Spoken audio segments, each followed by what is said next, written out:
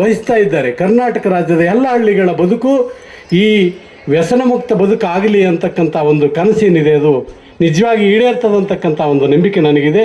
ಇವತ್ತಿನ ಈ ದಿವ್ಯ ಸಾನ್ನಿಧ್ಯ ವಹಿಸಿರ್ತಕ್ಕಂಥ ಪೂಜ್ಯರಲ್ಲಿ ವಂದಿಸುತ್ತಾ, ನಾನು ಮಂಡಳಿ ಅಧ್ಯಕ್ಷನಾದಾಗ ಬಹುಶಃ ಎಲ್ಲರೂ ಒಂದು ಥರ ಮನಸ್ಸಿನಲ್ಲಿ ಏನು ನೀವು ಅಧ್ಯಕ್ಷ ಆಗಿ ಮದ್ಯಪಾನ ಬಿಡಿಸ್ಲಿಕ್ಕೆ ಸಾಧ್ಯ ಅಂತ ಒಂದು ವಿಚಾರ ಜನರಲ್ಲಿ ಹಬ್ಬರಿಸಲಿಕ್ಕೆ ಸಾಧ್ಯ ಅಂತಕ್ಕಂಥ ಒಂದು ಮಾತನ್ನು ಇಡೀ ರಾಜ್ಯದಲ್ಲಿ ಬಹುಜನರು ಅಂದಿದ್ದಲ್ಲಿ ನಮ್ಮ ವಿಕೇಂದ್ರೀಕರಣದ ಮತ್ತು ಗ್ರಾಮೀಣ ಅಭಿವೃದ್ಧಿ ಅಧ್ಯಕ್ಷರಾದಂಥ DR ಪಾಟೀಲರು, ನಮ್ಮ ಗಾಂಧಿ ಭವನದ ಅಧ್ಯಕ್ಷರಾದಂಥ ಉಡುಪಿ ಕೃಷ್ಣ ಅವರ ಒಂದು ಸಂಯೋಗದಲ್ಲಿ ಇಡೀ ರಾಜ್ಯದಲ್ಲಿ ಈ ಬರೋ ಅಕ್ಟೋಬರ್ನಿಂದ ಮುಂದಿನ ಅಕ್ಟೋಬರ್ವರೆಗೆ 1000 ಹಳ್ಳಿಗಳನ್ನು ಕರ್ನಾಟಕದಲ್ಲಿ ಮದ್ಯಮುಕ್ತ ಗ್ರಾಮಗಳನ್ನು ಮಾಡಬೇಕಂತಕ್ಕಂಥ ಒಂದು ಸಂಕಲ್ಪ ಇವತ್ತು ನಿಮ್ಮ ಮುಂದೆ ಹೇಳಲಿಕ್ಕೆ ನನಗೆ ಹೆಮ್ಮೆ ಆಗ್ತಾ ಇದೆ.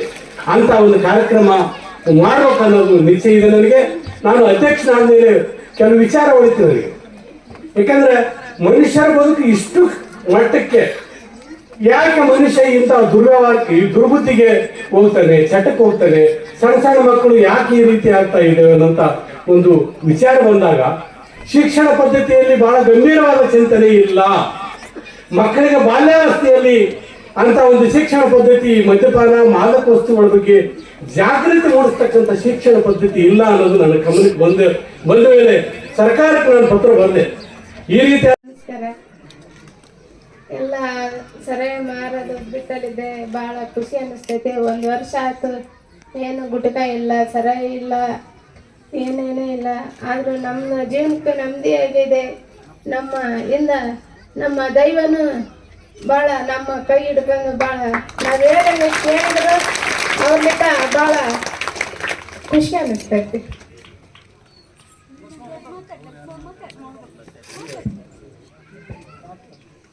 ಮನೆಯವರು ಜಾಸ್ತಿ ಕುಡಿತಿದ್ರಿ.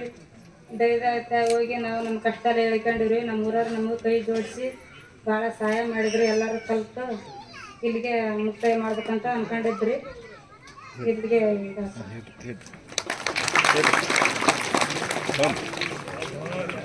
ಅಲ್ಲಲ್ಲ, ನೀವು 4 ಜನ ಬರ್ಬೇಕ್ರಿ. ಇಲ್ಲಿಲ್ರಿ, ಅವರು ಈಗ ಹೆಸರು ಬರ್ಸಿನಲ್ಲಿ, ಹಾಗಾಗಿ ನಾವು ತೋರಿಸ್ಬಿಡತ್ತಲ್ಲ, ನೀವು ಬರ್ಬೇಕು.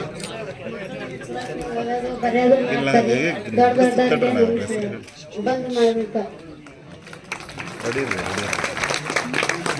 ಈ ಮಹಿಳೆಯರ ಜೊತೆಗೆ ಇವರ ಸಮಸ್ಯೆಗಳನ್ನ ಸ್ಪಂದಿಸಿ ಆ ದೈವದವರು ಇವರಿಗೆ ಒಂದು ಒಳ್ಳೆಯ ಮಾರ್ಗದರ್ಶನವನ್ನ ಮಾಡಿ ನಿಲ್ಲಿಸ್ತೀವಿ 1 ತಿಂಗಳಲ್ಲಿ ಅಂತ ಮಾಡಿದ್ರಲ್ಲ. ಹೀಗಾಗಿ ಹಟ್ಟಿ ಗ್ರಾಮದ ದೈವದ ಎಲ್ಲ ಮಾನ್ಯರಿಗೂ ನಿಮ್ಮೆಲ್ಲರ ಜೋರಾದ ಚಪ್ಪಾಳೆ ಬರಲಿ. ಗಾಂಧಿ ಬಳಗದಿಂದ ಒಂದು ಗೌರವ ಸನ್ಮಾನ.